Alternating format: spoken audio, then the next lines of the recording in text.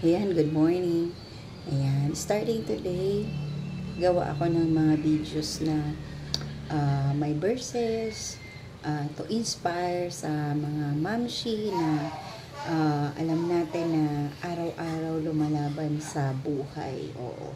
Ayan.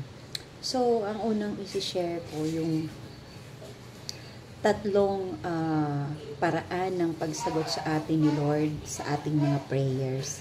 Kasi alam ko naman na yung mga mami dyan, araw-araw, alam natin na lalo na yung may mga anak na inaalagaan. Ayan. Sobrang saludo ako pala dun sa mga mami na alam mo yon yung sinasabay yung gawaing bahay sa pag-aalaga ng bata. Ayan. Saludo po ako palagi sa inyo kasi sobrang ang gagaling, di ba? Yung mga mami na ganyan, sobrang tsatsaga talaga na hindi sila napapagod. So, ayan, sa ating mga daddy din, sa mga tatay, dapat i-appreciate natin yung ating mga wife lagi. No, kasi though kayo yung nagbibigay ng finances sa kanila, pero isipin nyo na mas nakakapagod din yung sitwasyon nila sa araw-araw. Kasi alam nyo, yung pag-alaga sa bata sa araw-araw, nakakapagod din yun. So, ito na nga mga mamshi. So, tayo, sa pamamagitan daw ng pag-pray natin kay Lord, minsan, sinasabi mo, or nasasabi mo sa sarili mo, lalo na pag marami kang trials na pinagdadaanan or hinaharap, sinasabi mo na parang bakit kaya hindi sinasagot ni Lord yung mga prayers mo, ganon. Ako, ma-share ko lang, no, may tatlong way si Lord bakit hindi niya sinasagot or sinasagot niya yung mga prayers natin sa Kanya. Yung unang-una, pag nag-pray ka na may instant sagot ka, di ba, sobrang thankful ka. Kasi para talaga sa'yo yun. Ibibigay talaga yun sa'yo ni Lord. Kumbaga nakalaan talaga yun sa'yo. Kahit sino mang humarang, walang makakaharang kasi yun yung plano niya. Pangalawa, sobrang naantala or nadidelay yung mga prayers na naiinip ka na, ba't kasi ang tagal. Alam niyo kung bakit? Hindi pa muna, sabi ni Lord, wag muna, hindi ko muna sasagutin. Kasi mayroon akong best plan para sa'yo, di ba? So, all you have to do is surrender all your plans to God. Kasi mas maganda yung plano niya para sa inyo. Ayan. Third, yung sinasabi ni Lord na hindi yan ang plano para sa'yo. Or aalisin ka niya sa sitwasyon na ginawa mo na or nandyan na siya, nakaplano na, pero biglang, uy, bakit ganon? Bakit nag-failed ako? Bakit hindi siya natuloy? Kasi nga, hindi siya para sa'yo. Hindi ka magpo-prosper dyan, kaya hinaalis ka ni Lord sa sitwasyon na yan or sa bagay na yan. Kaya, yun, lahat ng bagay, lahat ng prayers natin, may dahilan at si Lord lang talaga ang nakakaalam. Kaya all you have to do is surrender your life, your plans, your business to God. Kasi siya lang ang nakakaalam. Walang mayaman o mahirap o makapangyarihan pagdating sa Diyos.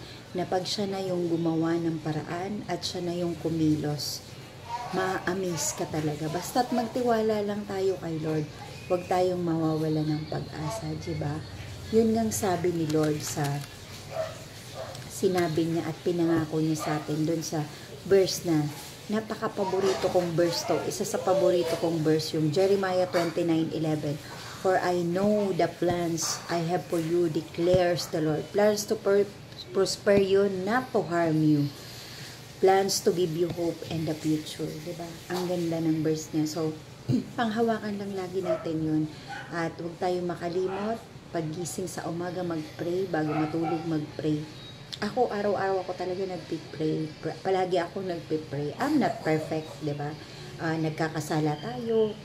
Minsan nakakapagsalita tayo ng hindi maganda.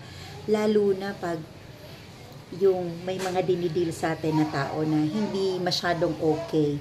So, okay lang po yun kasi wala namang perfect na tao. So, at least gawin natin yung part natin na maituwid or at least maging mabawasan, 'di ba, yung pagiging maldita or yung pagiging masyadong ano natin sa kapwa. So ang importante yung faith natin kay Lord, kasi hindi naman tayo nabubuhay para sa kung kanino.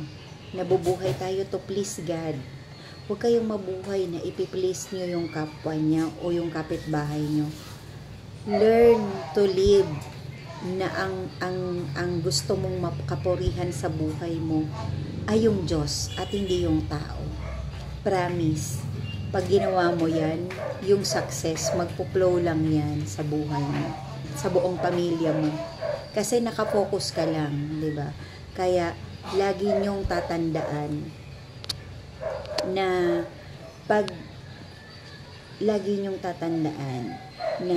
pag si Lord talaga po yung pumilo sa ating buhay, everything is perfect. Surrender all to Him. Walang mawawala sa atin. Maaring yung iba sasabihin, ano ba yan, Miss Ja, yung sinasabi mo? Ang hirap naman ng sinasabi mo. Yes, lahat po dumadaan sa proseso. Wala namang instant. Wala pong dumaan na hindi nagahagdan, di ba? Sa success ng buhay. Lahat po dumadaan tayo sa trials, di ba? Pero mas magaan po, subukan niyo. Nakasama nyo lagi si Lord at isosurrender nyo yung buhay nyo sa kanila. Napakaganda po nun. Yun po ang ituro natin sa ating mga anak. Para sa paglaki nila, o may dumaan man na pagsubok sa kanilang buhay, sa Diyos sila lalapit at hindi sa tao. Dahil pag sa tao po tayo lumapit, maaring machismis pa tayo at mapulaan pa tayo, di ba? Yung parang i-judge ka pa. Akala ko ba perfect yun, di ba? So, ganun yung tao.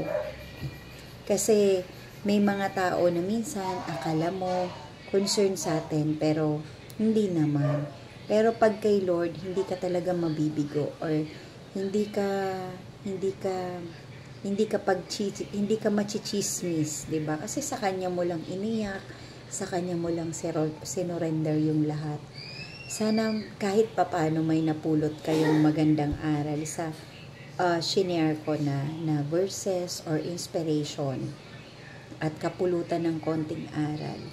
Maraming salamat, and I pray na lagi kayong ingatan ni Lord, ang mga anak ninyo, ang mga asawa na nagtatrabaho, ang mga may asawang OFW, ayun, sana pagtagumpayin ni Lord ang lahat ng plano nyo sa buhay. Basta po, surrender lang, huwag mapagod, faith lang kay Lord, dahil walang imposible sa Kanya. Kami lang talaga ng asawa ko, 'di ba? Si Will, kaya Will Ja, kasi we surrender all to God. Marami din kaming trials na pinagdaanan noon, but sabi nga, basta sinumbong mo lang lahat kay Lord, siya ang mag-aayos ng buhay mo. We are not perfect anyway. Pero 'di ba? Kay Lord, siya ang nakakakilala ng mga puso natin. Siya ang nakakakilala sa atin. Hindi natin pwedeng husgahan yung tao o yung kapwa natin based sa nakaraan niya. Dahil hindi naman tayo yung Diyos, 'di ba? Lahat tayo may pagkakamali. Lahat tayo may pinagdaanan sa buhay. Lahat tayo nadapa. Lahat tayo gustong bumangon. Pero ito po ang tatandaan nyo. Kung ang kapwa nyo ay nadapa, huwag nyo na pong isubsob. 'Di ba? Tulungan nating ibangon. Huwag po tayong maging burden sa kapwa natin. Instead, maging blessing tayo sa kanila. I-bless natin sila na sa kahit konting bagay, 'di ba? Huwag tayong maging pabigat sa kanila dahil may mabigat na silang pinagdadaanan. Everyone, 'di ba? Hindi natin alam kung ano yung pinagdadaanan ng bawat isa. Kaya po, nandito kami na kahit papano mag-share kahit na konti para maibsan natin yung mga bigat na pinagdadaanan ng bawat isa araw-araw. Pero maniwala lang kayo at magtiwala kayo na everything, sabi nga ni Lord, When the time is come, I the Lord, make it happen. Kaya ano man ang plano nyo, ipagpatuloy nyo lang at isurrender nyo kay Lord. Maniwala kayo, may gagawin siya at may mangyayari sa buhay nyo na maganda. Magsasucess kayo dahil wala kayong nilamangang tao. Wala kayong niloko. God bless you all po at see you sa aking next video bukas. God bless!